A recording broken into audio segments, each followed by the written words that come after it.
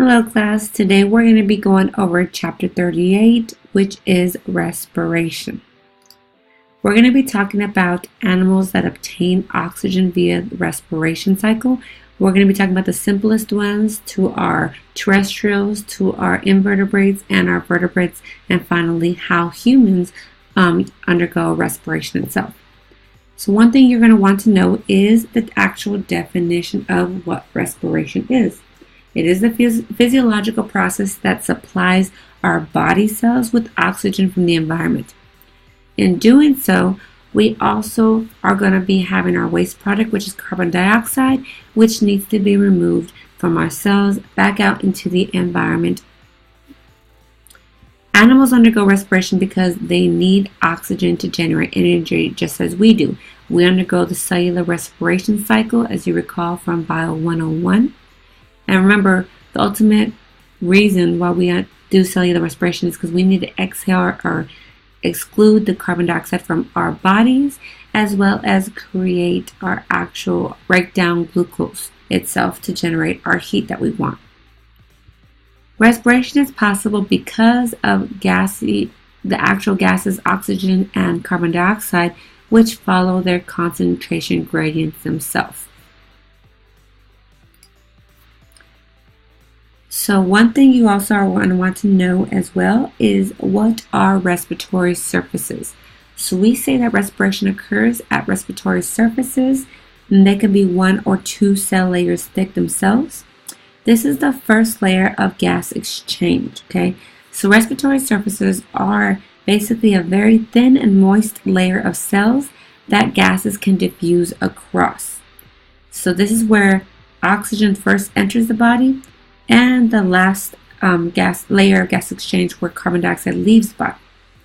Our second layer of where gases are actually exchanged are going to be inside the body cells and going across their plasma membrane of the body cells.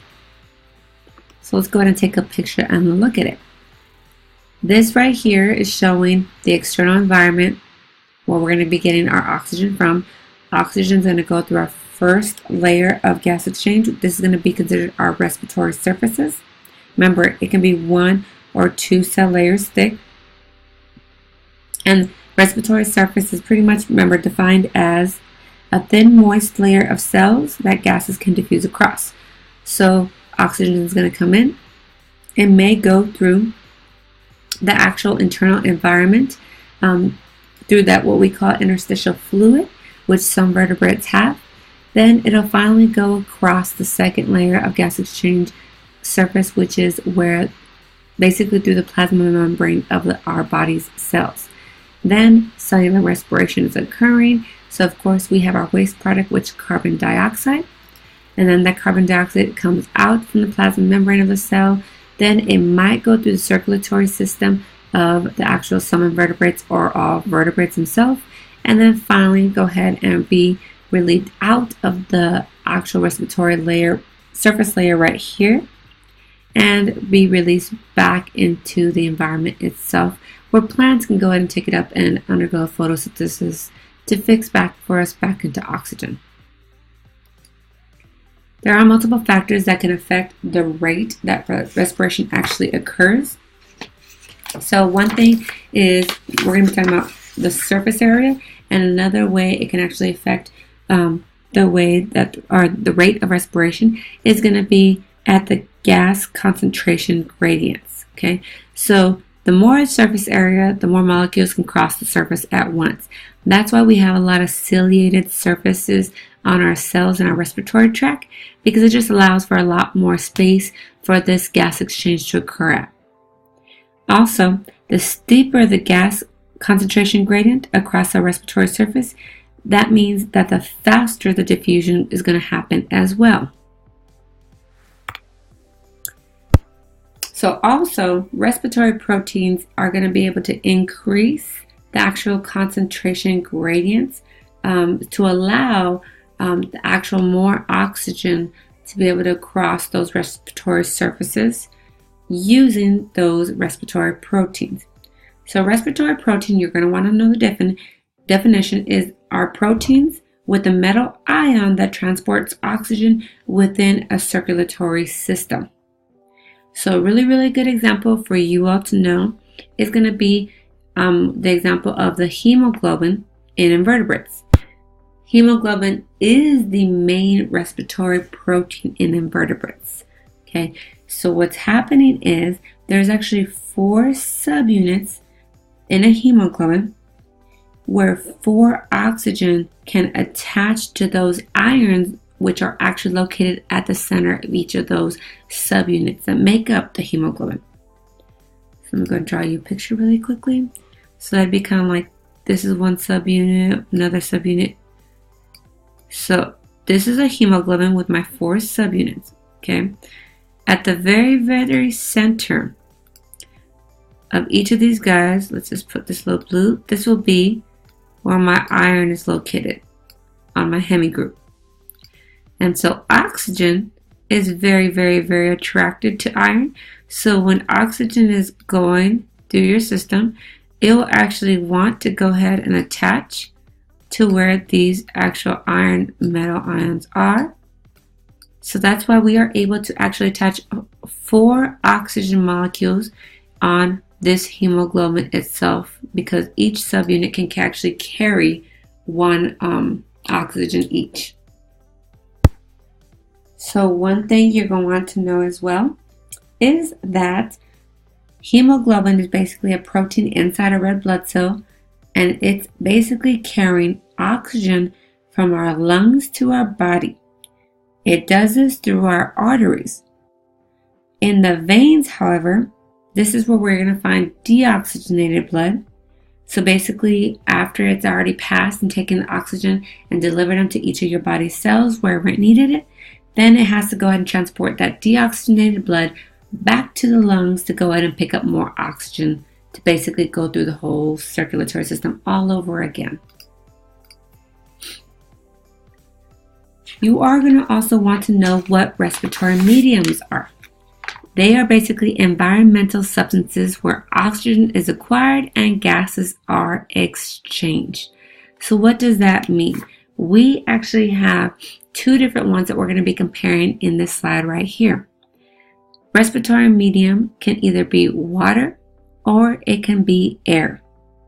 Remember, it's an environmental substance, so water is an environmental substance and so is air, where oxygen can be picked up or acquired and gases can be exchanged. So you are going to want to know the difference between these 2 respiratory mediums. For example, water is very, very hard to move because it has high viscosity. Air, on the other hand, is easy to move because it has very low viscosity. Water has a very, very low diffusion rate for gases, whereas air has very, very high diffusion rate for gases. Water also has a low oxygen concentration, whereas air has a higher oxygen concentration. And last but not least, in water, oxygen concentration varies with the flow rate and the temperature of the water, whereas air can usually actually maintain a pretty constant oxygen concentration according to a certain given altitude. So obviously, which one is a little bit more advantageous than the other? Well, it's going to be air is actually a little bit more advantageous than the actual water in reference to the actual respiratory mediums themselves.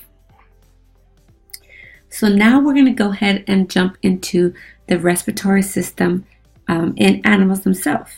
Okay, there are many different types of respiratory system in animals. So we're going to go ahead and start off with the simplest and then work our way up to the most complex. And finally, like I said, explain about the human respiratory system itself. So some aquatic and terrestrial animals have no respiratory organs at all because they have a very, very simplistic respiratory system.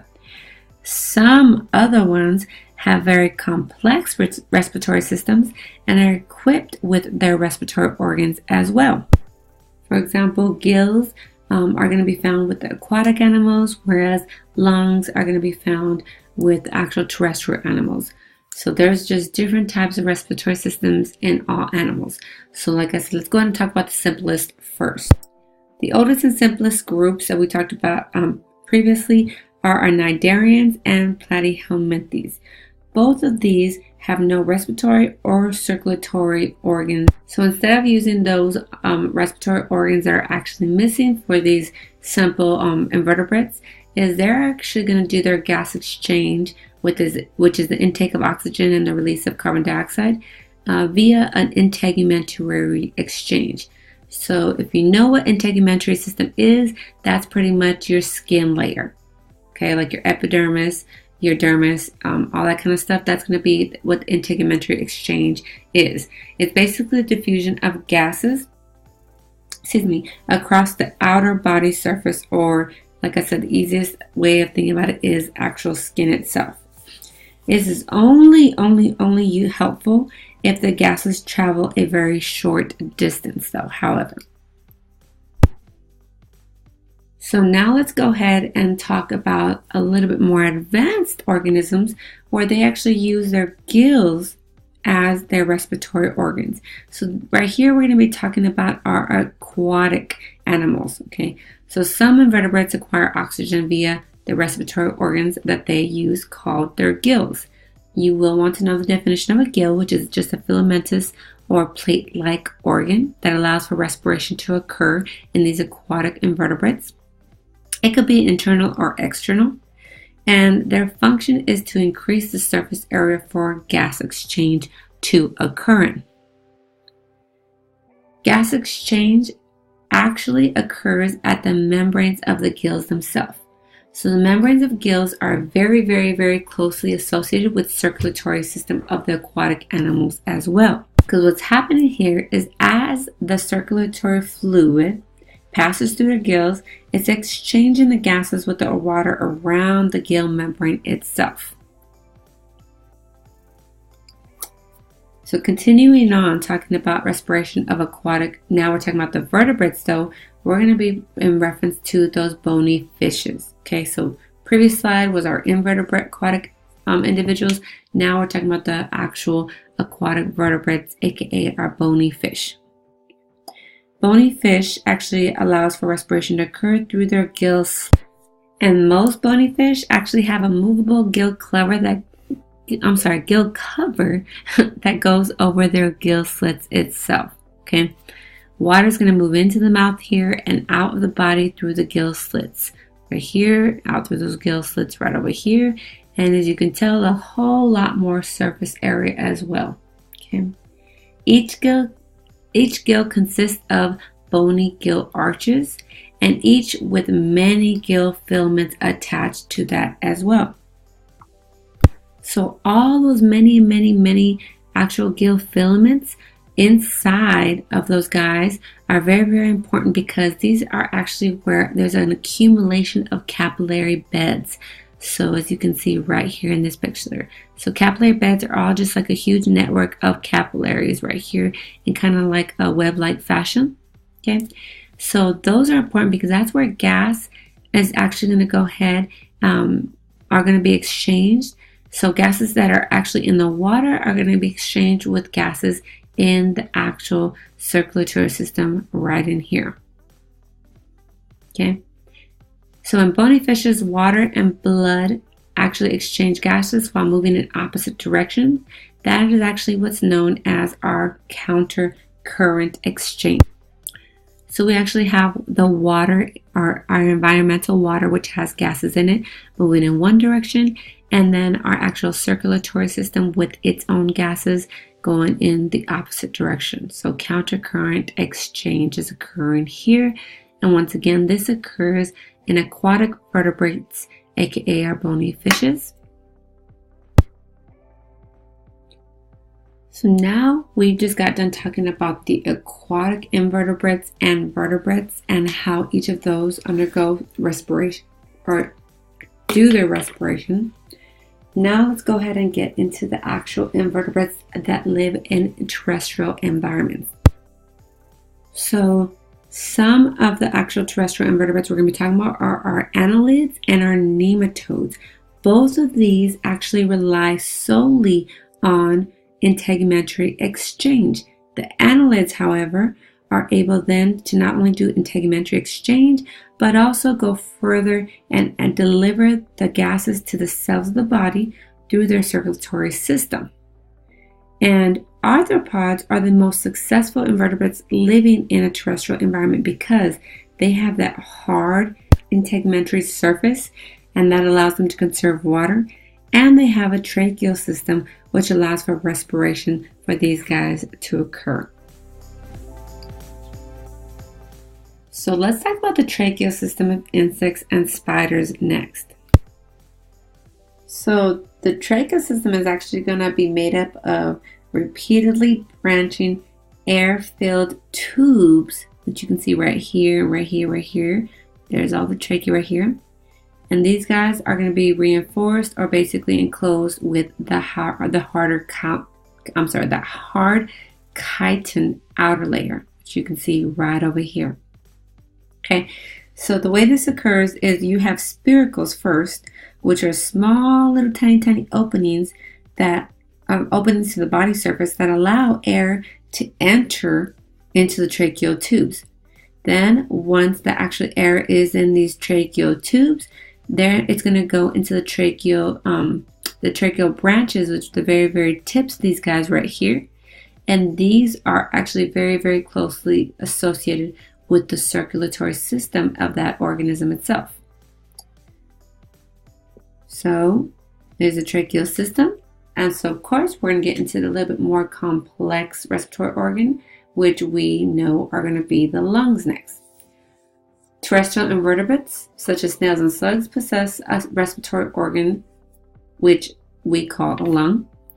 A lung is just like ours. It's an internal respiratory organ where branching tubes deliver air to a respiratory surface supplied by many blood vessels to allow exchange between the respiratory system and the circulatory system itself.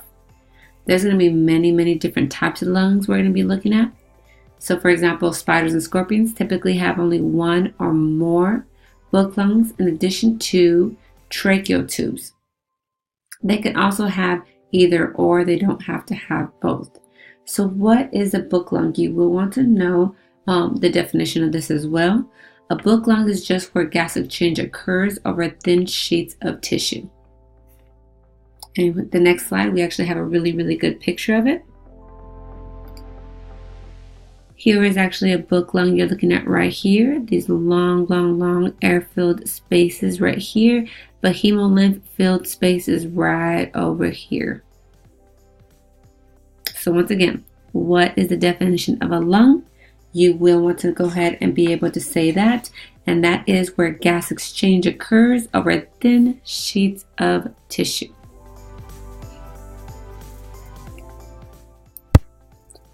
So we just learned once again that the lung is known as a respiratory organ, and there's different kinds of lungs. We just looked at the book lung itself.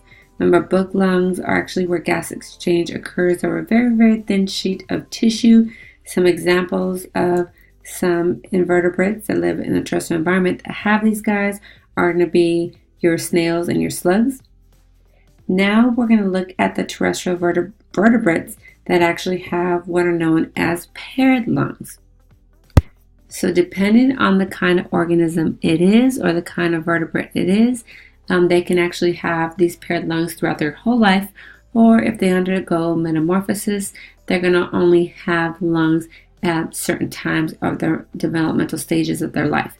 So for example, when you think about a frog does not have a paired lungs because it does not always have the frog-like stature where it's actually going to be living in a terrestrial environment. Remember, it starts off as a tadpole, so it actually has to develop these paired lungs eventually.